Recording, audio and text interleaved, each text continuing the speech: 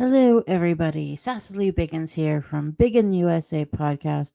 My husband was unable to attend today, and yesterday the internet just would not stay on, and I have no idea why.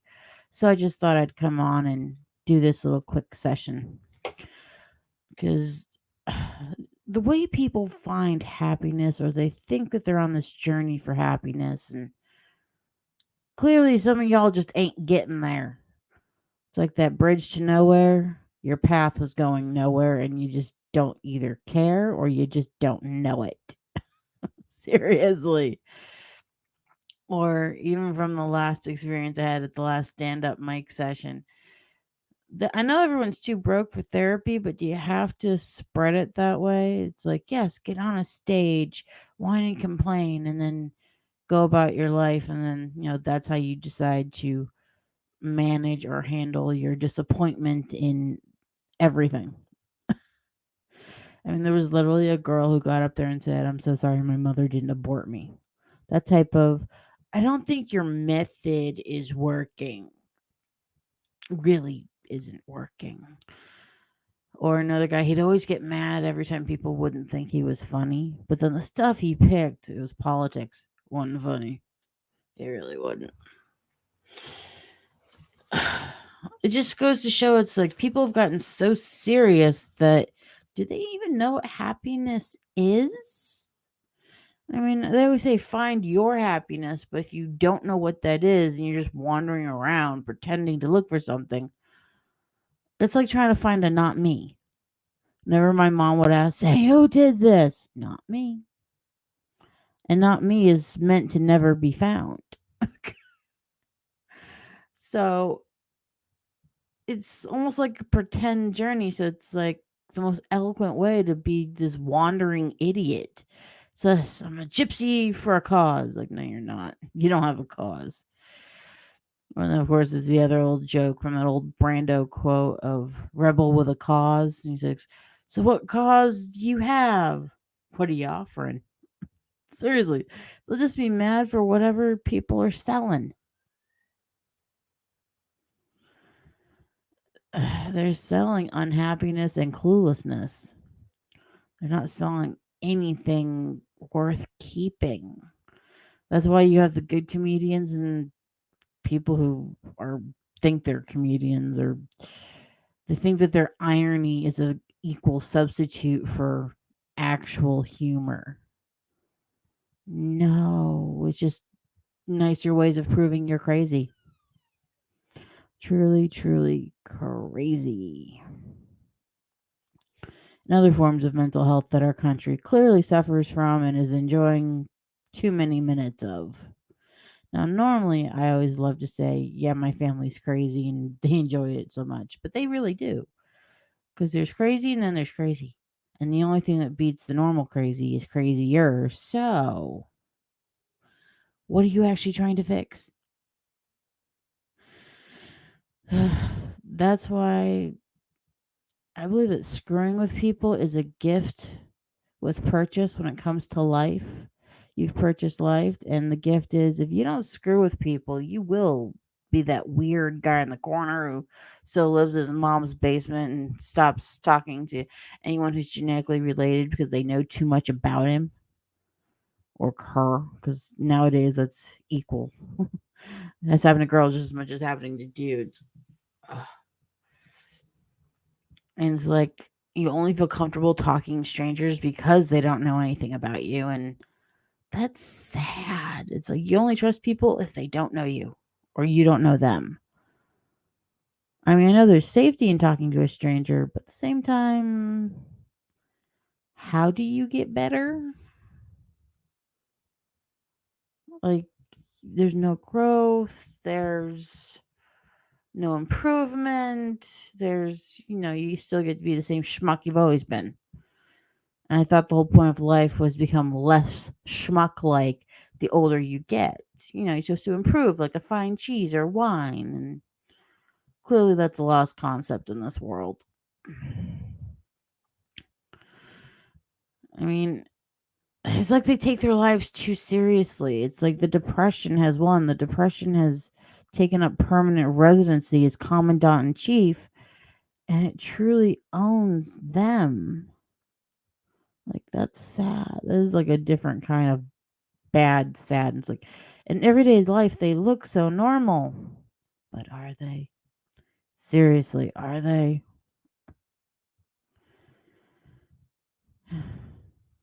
I don't think so. Well, that's just my opinion. Of course, everything is simply my opinion. You cannot judge mental health, yet at the same time, oh, yes, you can. Oh, yes, yes, you can. Gotta love his hair. Ugh.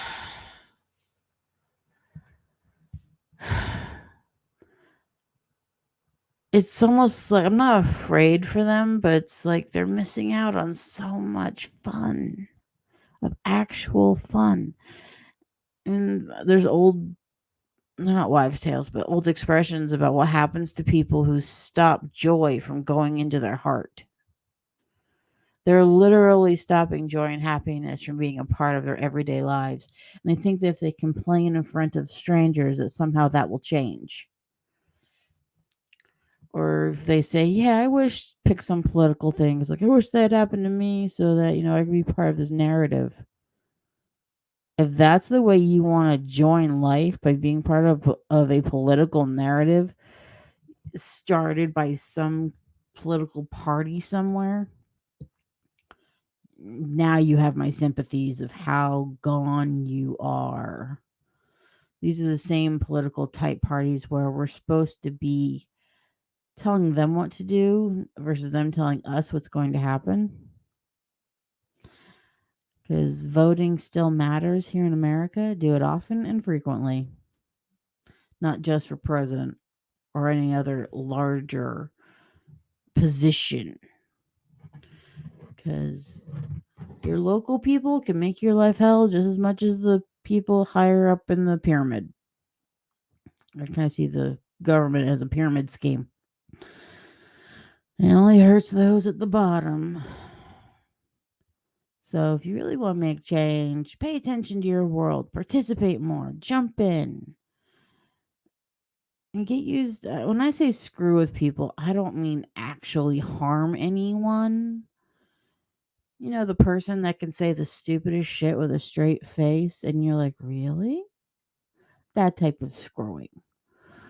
Or if someone asks a dumb question or it's kind of dumb, just giving a sarcastic response of, yes, we'll totally do that dumb, stupid thing so that hundreds of people can be harmed, mutilated, or something bad will happen if we go with this plan. Sure, we'll go with the worst idea possible. Yes. That type of humor. It's like people stop analyzing their own lives for the humor versus just simply analyzing them and seeing dark, bad, and ugly all the time. There's more to life than dark, bad, and ugly. I mean, unless you can turn it into something really kooky. I mean, that's the whole point. Turn it into something. Participate in it. Chew it up, spit it out, and say, is that the right color? Or even just think about your past, about when you were in grade school, playing in the yard. What happened back then? What did a kid do that was funny? Did someone bounce a ball off their head a weird way? And did they get a concussion? Or just compare it to if it happened nowadays and someone got hit in the head with like a soccer ball, you know, people would start suggesting surgery. Not really, but you never know with some of those mothers. It's like, you had to have something amputated. You got hit in the head with a soccer ball. Because everyone they overreact so badly. They have to micromanage the wrong things in this world. Let's go back when we weren't offended. Not everything had to be to the nth degree of, oh my God, life changed. Life's supposed to change. Wake up. That's what life is. It's a never ending change. Get comfortable with being uncomfortable, essentially. You'll never stop getting older. You'll never get younger. Even then, if you did suddenly become Benjamin Button and get younger, that's still a change. Get used to it. or make yourself better prepared for it. Talk to people. Take a survey. A survey is a good plethora of people to pick from. They don't have to be related, and that way you know whether or not you're being an idiot. I mean, when it comes to finding the idiocies in your own life, people are more than happy to help, especially strangers, and they don't have to be paid professionals. I was going to have more of a pointed subject content conversation today, but just felt the need to get that out. Because you just need to screw with people. Like sometimes when I drive for rideshare, I pretend to be deaf. It's the funniest thing ever. It's like theater of the absurd. And all of like people don't know how many of their responses, like if I am deaf, there's always that one kind of person, we're talking like male or female, college age, usually white. They all respond the exact same way and they've never met. They all have the same exact reaction. They start speaking Spanish to me. Deaf does not mean speak Spanish. Do I correct them? No, I keep staring at them blankly because I'm deaf. Or just there's just so many fun ways to screw with people. It's a gift of life. Use it and to slightly abuse it. And who cares about profanity or anything else? We need a little profanity in our lives. We still need to be shocked by simple, stupid things that don't actually hurt anybody.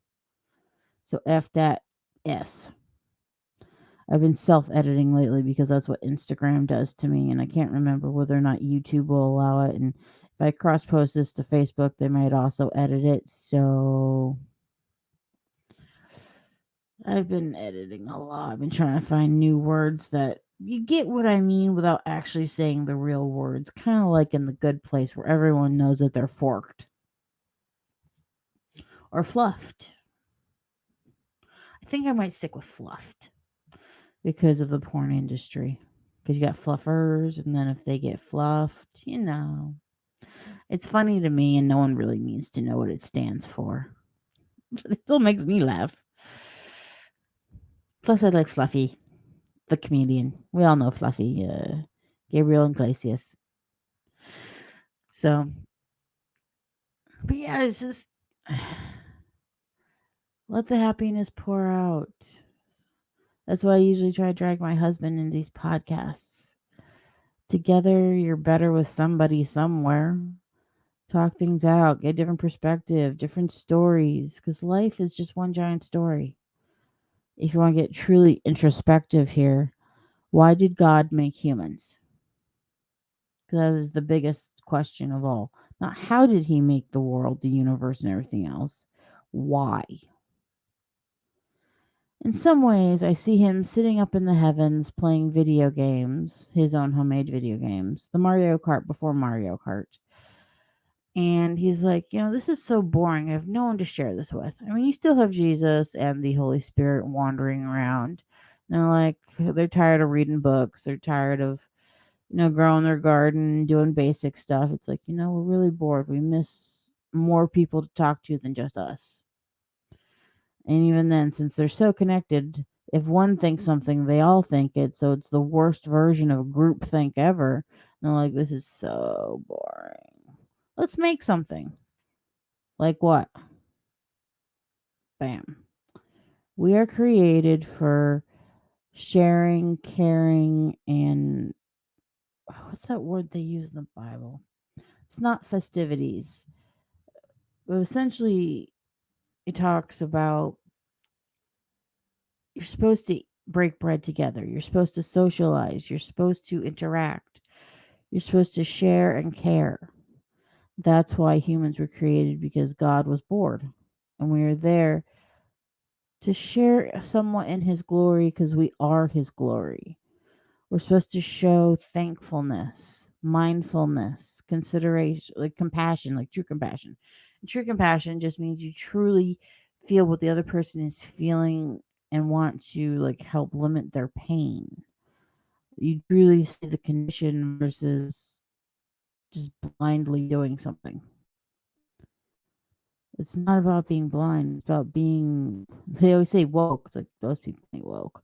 This is something like the real woke. Like it's not. What's a horror movie? Eyes wide shut. No, your eyes are wide open no matter what. No matter what the brightness, you still keep your eyes open to see everything, to absorb at a higher rate. This world that we live in safely.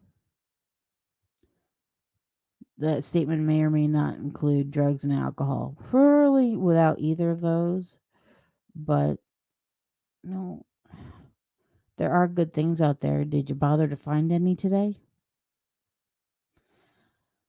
I hope y'all find what you need to find. Don't screw with happy. If something is already happy, don't make it worse and don't steal someone else's. Because protecting happiness is one of the most number one growing things in the world today. Just ask China or the people underneath the regime they even have thought police over there. They don't know what happiness is because they took it out of the dictionary. Literally.